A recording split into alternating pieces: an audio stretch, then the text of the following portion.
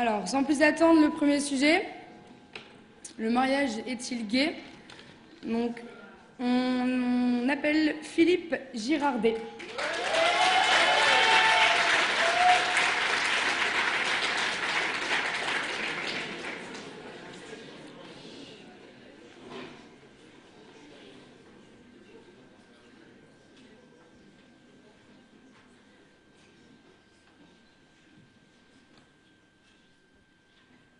M comme merveilleux, A comme attirance, R comme résistance, I comme idéal, A comme attachement, G comme gaffe et enfin E comme embrouille. Telles sont les 7 lettres qui forment le mot mariage, et voilà ce qu'en somme l'on aurait pu dire sur le sujet si l'on possédait un peu de lettres, d'esprit et de jugement. Je vous souhaite donc la bienvenue dans la grande arène des relations affectives et dans la grande arène des relations sentimentales.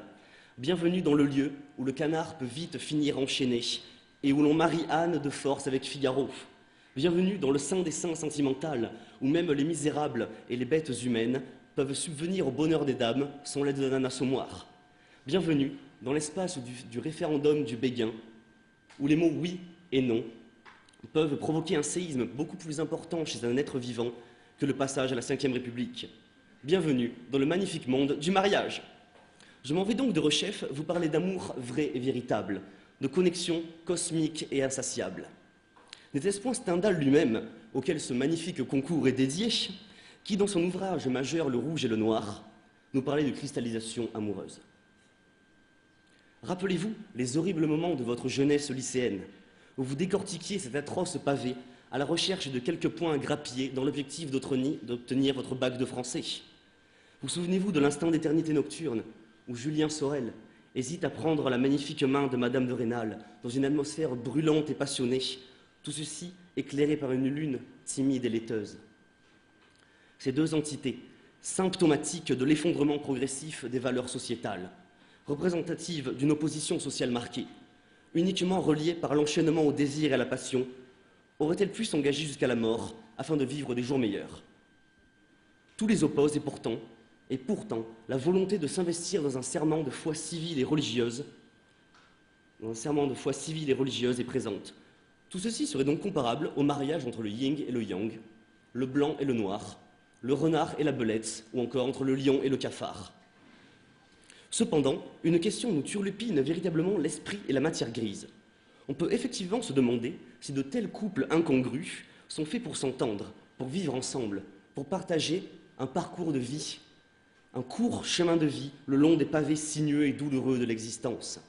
De tels êtres, unis et s'aimant, dans un paradoxe douteux, peuvent-ils alors se lier pour l'éternité via une institution obscurantiste et désuète, comme tentera vainement de le démontrer mon outsider du jour, principal et unique belligérant de ma sainte personne dans un duel manichéen, adversaire fallacieusement dangereux, qui tiendra plus de la mule qu'elle ne fera des mules, en véhiculant des idées noires et destructrices.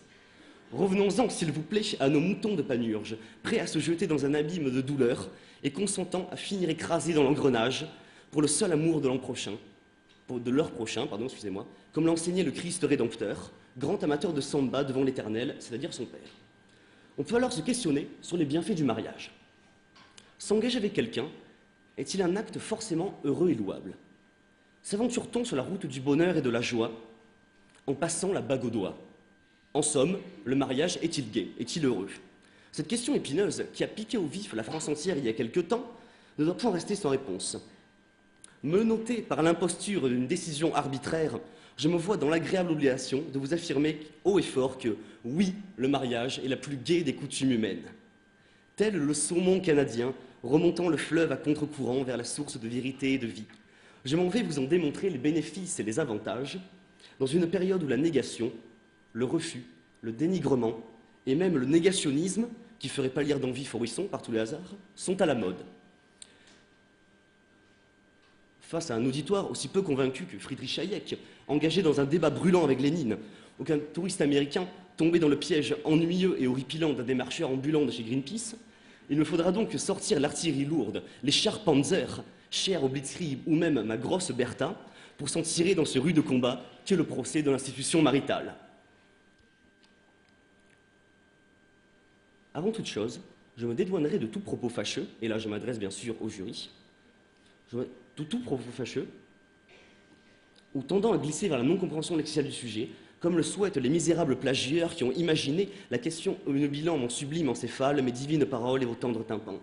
Pour ce faire, et là je reviens à mon sujet, je vais donc permettre l'intervention orale de deux êtres aux vies diamétralement opposées, mais dont les arguments se rejoignent dans une symbiose où un symposium ne s'impose pas. Je laisse donc la parole à Monseigneur Eliassus, éminent évêque du diocèse de Maisons-Laffitte et admirateur de rap français à ses heures perdues, qui vous fera un malin plaisir de disserter assidûment sur le sujet, en évitant habilement les tentations blasphématoires du démon. Mes frères, mes sœurs, chers fidèles du Seigneur, laissez-vous pénétrer par mes propos comme par la lumière du Saint-Esprit et non pas par les vicissitudes des vices du vie. Prenez le temps de regarder autour de vous, regardez votre voisin. Regardez bien votre voisin dans le blanc des yeux. Prenez le temps de le regarder. N'y voyez-vous pas les pécheurs d'un monde en perdition où le fait de pécho est devenu la norme chez les prêcheurs du lifestyle de l'homme du XXIe siècle? Tout au long de ma triste vie de serviteur d'un Dieu qui se cache aussi bien que Jacques Messrine en cavale, j'ai vu des couples se bâtir, se désirer, puis se déchirer, et j'en vois qui souffrent le martyre. Comme dirait le nouveau poète des temps modernes, le porte-étendard de notre génération sacrifiée, le rappeur Gizmo. Dans une société occidentale où la lubricité a supplanté la lucidité, où le fait de tromper son conjoint est devenu monnaie courante, où le cocufiage s'est retrouvé élevé au rang de sport national au même titre que la fraude fiscale en Grèce, le seul rempart existant n'est autre que l'engagement éternel, le mariage. Ne vous y méprenez pas, je n'affirme point qu'il est destiné à tout le monde. Le mariage est gai, avec un grand I, comme immortel, idéal, iconoclaste ou même idiot. Permettez-moi de reprendre, une fois de plus, les paroles du grand Mézine, qui nous disait il y a quelque temps, dans un son plein de vérité qui a fait polémique, qu'un polygame marié vaut bien mieux que l'ami Strauss-Kahn. Monsieur Strauss-Kahn, ce dernier étant qu'un être répugnant, prophète de la luxure et du graveleux, qui s'éloigne bien sûr des valeurs du mariage. Mes amis, mes frères, faire le choix du mariage, c'est s'affirmer en tant qu'humain non conforme et original. C'est refuser le diktat d'une société pratiquant la laïcisation à marche forcée, dévastant les institutions millénaires à la manière d'Attila le Hun en son temps. C'est faire le choix de la liberté, malgré l'enchaînement intrinsèque subi mais désiré dans un plaisant paradoxe. C'est donc prendre la lourde décision d'être vivant. Sentez-vous vivant en vous mariant. En définitive, oui, je vous le dis, je défendrai toujours l'idée d'un mariage gai et heureux, synonyme de fidélité et de confiance, promoteur de l'amour et de la tradition, porteur des valeurs que toute une génération attend, que toute votre génération attend. Merci et que la paix du Seigneur soit avec vous.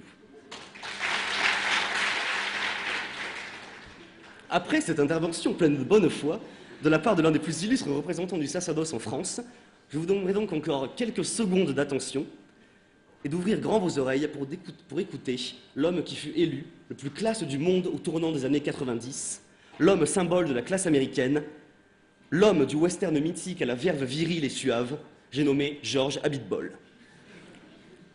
Messieurs, dames, on m'a demandé de parler du mariage pour quelques secondes, mais je vais en tout parler de ma personne, de moi-même. Ayant obtenu 15 années de suite le titre d'homme le plus classe du monde, je peux vous affirmer que j'en connais un paquet sur les arcanes de ce monde de merde. Un mariage, ça pourrait se rapprocher de ces quelques vers en prose de ma composition. Le mariage, c'est les longues chevauchées en belle compagnie dans les espaces vierges, la communion intime avec la nature de l'être, une condamnation à une petite mort qui ferait rougir de rage Robert Badinter, l'extase des sens, un sentiment intense et grisant de liberté, l'osmose, quoi. C'est ça le mariage. Enfin, à m'entendre déblatérer comme un Verlaine ayant trop consommé les fleurs du mal, on ne peut pas dire que le mariage est gai, mais qu'il me fait devenir gai. Voilà. C'est ce que j'ai à dire. Merci. Merci.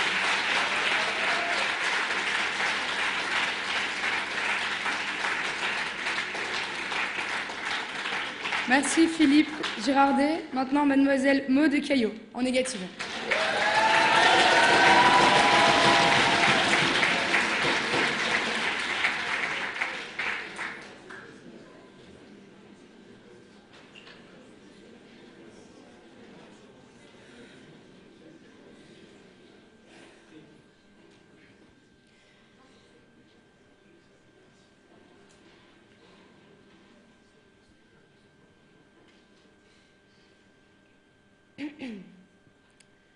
Le mariage est-il gay? Gay, G-A-I. Je ne savais pas que certains d'entre vous se posaient encore la question, alors qu'un simple dîner chez mes parents dissiperait tous vos doutes. Le mariage, c'est pas gay. D'ailleurs, tous les futurs mariés le savent, l'ont pris au mot. Ils ont bien conscience d'écrire l'épitaphe de leur relation avant le mariage, et donc entièrent dignement leur vie, leur jeunesse, de jeunes filles ou de jeunes garçons, pendant une ultime soirée.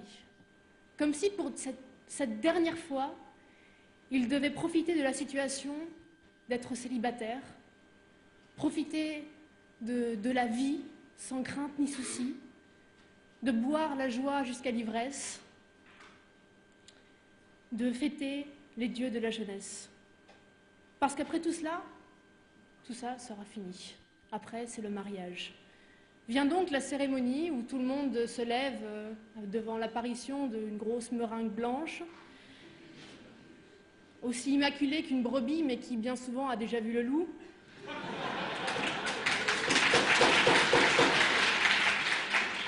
Et qui est pendue au bras d'un vieillard qui semble puiser dans cette dernière force pour esquisser un sourire en coin et penser un petit peu trop fort « bon débarras », et qui emmène le colis jusqu'à l'hôtel, où se tient là un jeune homme, planté là, le teint blafard, blanc, droit, c'est le jeune marié. Il a les yeux écarquillés, il bégaie. Mais qu'est-ce qu'on a fait? Qu'est-ce que j'ai fait au bon Dieu? Eh bien oui, elle voit l'homme de sa vie, tandis que lui, il voit la femme de son vie. Elle veut croire à l'amour avec un grand A, tandis que lui, il le préférerait avec un petit cul. Déjà, le malaise s'installe. Arrive le moment où on leur met les chaînes, les anneaux. Et puis la soirée commence, ainsi que les joyeuses retrouvailles familiales. L'épouse aura mis des mois et des mois à choisir entre le lilas rose ou les roses lilas, mais personne n'y prêtera attention. Tout le monde sera focalisé sur oncle Georges qui danse encore une fois nu sur une table après un énième verre.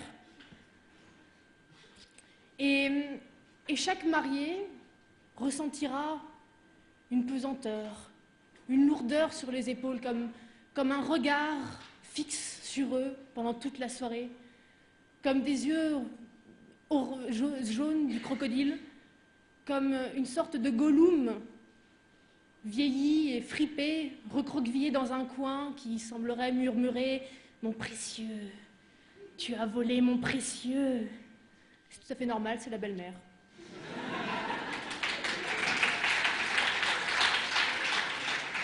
C'est la belle-mère qui n'aura évidemment pas manqué d'organiser une rétrospective surprise sur la vie de mariés, avec tantôt des photos du jeune marié avec son ex-copine qui aurait fait, soit dit en passant, selon elle, une bien meilleure épouse, et des photos de la actuelle épouse sur son pot à 3 ans.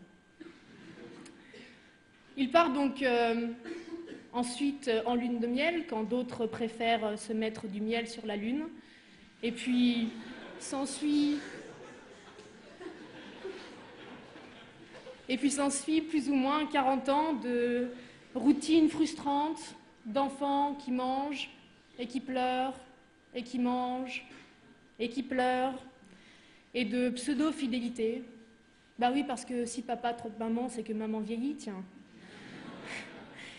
Et papa devient gros et laid, et maman naine et myope. Personne ne voudrait l'épouser. Mais pourquoi s'inflige-t-on pareille souffrance? Eh bien parce que le mariage, c'est une contrainte sociale. C'est une convention ridicule. C'est un statut social qu'il se faut acquérir, un anneau qu'il se faut montrer, une robe blanche qu'il se faudra porter. C'est une société vétuste qui martèle ça dans la tête de nos enfants à coups de ridicule. Et ils se marièrent et vécurent heureux et eurent beaucoup d'enfants. Mais non, pas du tout. Le bonheur n'est absolument pas synonyme de mariage. On se marie avant, on était mariés. Maintenant, on se marie par amour, par désir de l'autre. Mais là est le paradoxe. Le désir, alors que le désir a besoin d'extériorité, de liberté, de nouveauté, le mariage l'enferme, l'étouffe, en lui proposant qu'un avenir sûr et sans surprise. Il tue la principale motivation qui l'avait justifié. D'ailleurs, un éminent penseur nous avait prévenu en ces termes: « Messieurs, n'épousez jamais vos maîtresses. Épouser sa maîtresse, c'est chier dans un panier avant de se le mettre sur la tête. » Et non, ce n'est pas Booba, c'est bien Montaigne. Épouser quelqu'un aujourd'hui, c'est comme s'afficher en couple sur Facebook, c'est officialiser sa relation pour mieux retenir l'autre, pour mieux le posséder. D'ailleurs, ne dit-on pas ma femme, mon mari? C'est confirmer un acquis comme si la case amour de sa vie était justifiée. Allez, basta, on passe à autre chose. C'est expressément signifier que plus aucun effort n'est à faire, car il ou elle est conquis. C'est la victoire. C'est donc incroyable qu'aujourd'hui encore, on puisse concevoir une telle aliénation, qu'il soit possible de penser, de croire qu'une pensée peut diriger deux volontés, qu'un amour puisse durer éternellement ou encore que l'on puisse posséder quelqu'un. Le mariage, c'est l'harakiri de la relation. Ça tue l'initiative, le progrès du couple en proposant aucune évolution possible. En définitive, le mariage, c'est tout sauf gay, mais il n'y a plus que les gays qui veulent du mariage.